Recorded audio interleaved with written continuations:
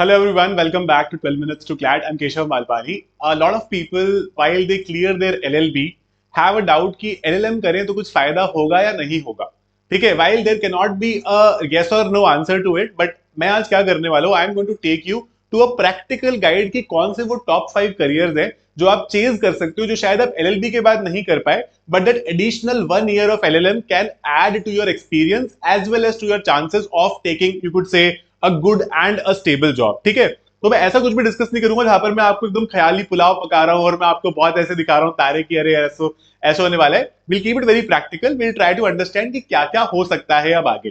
ठीक है, so let's start very quickly. The first of these career options is not after LLM but it's before LLM only. तो जब आप एक CLAT PG exam देते हो ना, तो अगर आपकी टॉप 30 में रैंक आती है in the CLAT PG exam, you have a good chance as taking a public sector undertaking a job. I have a few friends who've actually done that. I'm not kidding.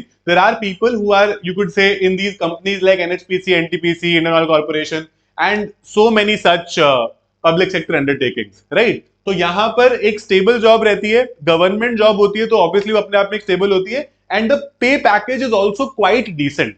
Right, तो कुछ कुछ लोगों का ऐसा होता है कि नहीं यार हमको कोई और एग्जाम देना है, जैसे इससे भी बड़ा एग्जाम देना है, जैसे कुछ लोग RBI grade B, SEBI grade A वगैरह के लिए प्रिपेयर करते हैं, है ना. तो आप क्या कर सकते हो कि अच्छी जॉब लेके फिर कर सकते हो, तो that will enhance your value also. और ऐसा भी नहीं कि आप घर पे खाली बैठे हो, तो दैट हेल्प्स. तो आप क्लैट पीजी सर्टेनली इसीलिए कंसिडर कर सकते हो, बट इसमें अच्छे से पढ़ना पड़ेगा. Top 30 is not easy in CLAT PG, right. Second option is academia, which is like a natural option. आप एलएलएम कर लो, आप साथ में यूजीसी नेट कर लो, है ना. तो फिर आप क्या कर सकते हो, you can become an assistant professor straight away, और वहां पर आप कोई भी टॉप लॉ स्कूल, कोई भी एनएलयू ज्वाइन कर सकते हो, प्राइवेट लॉ स्कूल ज्वाइन कर सकते हो. कुछ लोग प्राइवेट इसलिए ज्यादा प्रेफर करते हैं आजकल बिकॉज ऑफ सैलरीज बेटर हैं, लाइक जिंदल हो गया, बिट्स लॉ स्कूल हो गया, मल्टीपल सच स्कूल्स, राइट. तो इसमें क्या है कि वर्क लाइफ बैलेंस बहुत अच्छा है. You mostly get free by 3-4 PM in the evening, and obviously there is stable growth, है ना, कि आप असिस्टेंट से फिर प्रोफेसर बन जाओगे, फिर आप अगर आगे पीएचडी कर लो तो सोच सकते हैं कि आप डीन वगैरह बन जाओ. तो लोग क्या करते हैं कि when they are interested in academia, फिर वो आगे भी पढ़ते हैं, है ना. तो धीरे धीरे करके क्या होता है कि अच्छी लाइफ के साथ में salary is also, you could say, increase in that particular standard also. तो that is definitely one option. आजकल काफी लोग कंसिडर कर रहे हैं. अब दुनिया में वो समय आ गया जहाँ पे लोगों को लग रहा है कि भाई पैसा जीने जितना काफी है, थोड़ी बेसिक लग्जरीज अफोर्ड कर ले उतना काफी है, बट अपनी जान नहीं दे सकते हम. ठीक है, we can't work all day or let's say 7 days a week, right? But if you are that sort of a person who can work 5, 6, 7 days a week, you can definitely take corporate law also. अब इसमें क्या होता है कि while LLM does not add anything to your chances of being in a corporate law firm, but ये अभी recent trend देखा गया है कि जो लोग अपने law school में, particularly अगर आप top 5-6 NLUs में हो, in an LLM program, in a PG program, और आप टॉपर हो वहां पे, ठीक है, you are in top 3, top 5 of your class, तो आपको कुछ कॉर्पोरेट लॉ फर्म, जो अच्छी वाली टॉप लॉ फर्म्स हैं, वो कई बार कंसिडर कर लेती है. So that really helps a lot, right. तो यहां पर top most earning profession in law फिलहाल ऑब्वियसली कॉर्पोरेट लॉ ही है. फॉर दोज हु रियलाइज कि एलएलबी के बाद नहीं हो पाया, एलएलएम के बाद ही ऑप्शन बन सकता है, but you have to be extremely good. पहले तो क्लैट पीजी अच्छे से क्लियर करके आपको जाना पड़ेगा एक अच्छे लॉ स्कूल में, which is the top NLU, and then you'll have to do well there as well. है तो पूरा सारा आपको वहां पर अच्छा करना पड़ेगा. Then you get a good chance of cracking these as well, अगर आपको इंटरेस्ट हो तो. The fifth and the last option, in fact, ये second last option है, which is judicial service exams. अब एक है ना, इसका कनेक्शन है हमेशा. जुडिशियल सर्विसेज में 3 साल का वो बफर आ गया कि भाई पहले आप 3 साल प्रैक्टिस करो और ये वो. तो लोग क्या करते हैं कि वो आजकल एलएलएम करने लग गए 1 साल का, कि लेट्स से आगे जाके जुडिशियल सर्विस का मन नहीं बना या कुछ भी नहीं किया, तो एटलीस्ट एक बैकअप रहेगा, 1 साल खराब नहीं होगा, है ना.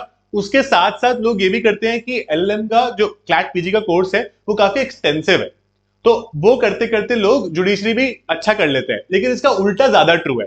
जो लोग जुडिशरी की प्रिपरेशन कर रहे हैं या करने वाले हैं, वो जरूर क्लैट पीजी एग्जाम देते हैं, बिकॉज जुडिशरी का जो सिलेबस है ना, उससे क्लैट पीजी क्लियर करना बहुत आसान है ना. पीपल सर्टेनली, जो ज्यादातर जो टॉपर्स होते हैं, वो जुडिशरी की प्रिपरेशन पहले कर रहे होते हैं और वो साथ साथ इस एग्जाम को देते हैं. ठीक है, तो entrances can also work as a backup for aspirant looking for judicial service exam, जहां पर आप किसी कॉलेज में चले गए, आप साथ साथ प्रिपेयर करो जुडिशरी के लिए, आपको लग रहा है मेरा साल नहीं खराब हो, है ना. मेरा पर्सनली ये मानना है कि जो वो 3 ईयर वाला जो बफर लगा है, वो कुछ टाइम में चला जाएगा. ये 1 साल अब ये ना, ये 30 साल पहले लगा था, 93, 94 में कभी लगा था इंडिया में, बट वो कुछ महीनों में वापस चला गया. तो we have a good chance कि वो चला जाए. उसकी हियरिंग अभी चल रही है. The last option, which is like an open option to all of you, है ना. If nothing works out, we are a professional. ठीक है, तो litigation works for everyone. Although LLM 1 साल करने से उसमें कुछ ऐड नहीं होता, बट एक ये चीज हो जाती है कि एलएलएम हर इंसान एक स्पेसिफिक फील्ड में करता है. कि मान लो आप क्रिमिनल लॉ में कर रहे हो, आप कॉर्पोरेट लॉ में कर रहे हो, आप किसी XYZ IPR में कर रहे हो मान लो, है ना, तो आप उस तरह का लिटिगेशन कर सकते हो बिकॉज आपको उसको डोमेन की नॉलेज काफी हो जाती है and people trust you with that, है ना। आपने कभी नोटिस किया होगा कि आप किसी की लिंक्डइन प्रोफाइल देख रहे हो या फिर मान लो आप किसी का कोई भी जनरली CV देख रहे हो या किसी की वो देख रहे हो कि भाई इसने क्या करा है ना, तो आपको लगता है कि इसके पास ये 3 डिग्रीज हैं, अच्छी चीज है, मतलब हो सकता है कि इस इंसान को ज्यादा पता है as compare to someone with just 1 degree. तो यहाँ पर लिटिगेशन में वो हेल्प करता है, बट डायरेक्टली मैं बता रहा हूँ कि प्रैक्टिकली कुछ ज्यादा हेल्प नहीं करता, बट आपका जो वो क्लाइंट और वो जो अटर्नी वाला ट्रस्ट होता है उसको बेटर बनाने में it certainly helps, right. If you're looking to prepare for CLAT PG particularly, you can take our batch Zenith. And I am personally going to be teaching in it with my team of experts, and we are going to be making sure कि आपका पूरा syllabus along with पूरा practice and पूरा strategy is completed as a part of this particular batch. ठीक है? So this is our counselor's number. You can always reach out to her. अगर आपको कोई भी doubt होता है तो, है ना? And you can visit 12minutes2clat.com. We'll be very happy to guide you till the end of your preparation. तो इस करियर ऑप्शन को आप कंसिडर कर सकते हो, जो भी आपको बेस्ट लगता है उसको टारगेट कर सकते हो। मेरा पर्सनली ये मानना रहता है कि out of these 5 you should target at least 2 to 3, ताकि अगर एक नहीं होगा तो दूसरे पे अपने पास फॉल बैक ऑप्शन रहता है। तो it's always better to be, you could say, not obsessed with one thing and that not going for the second thing, that always hurts in the long run particularly, right. That's it guys, I'll see you later in my classes. Keep preparing, keep working hard. All the best.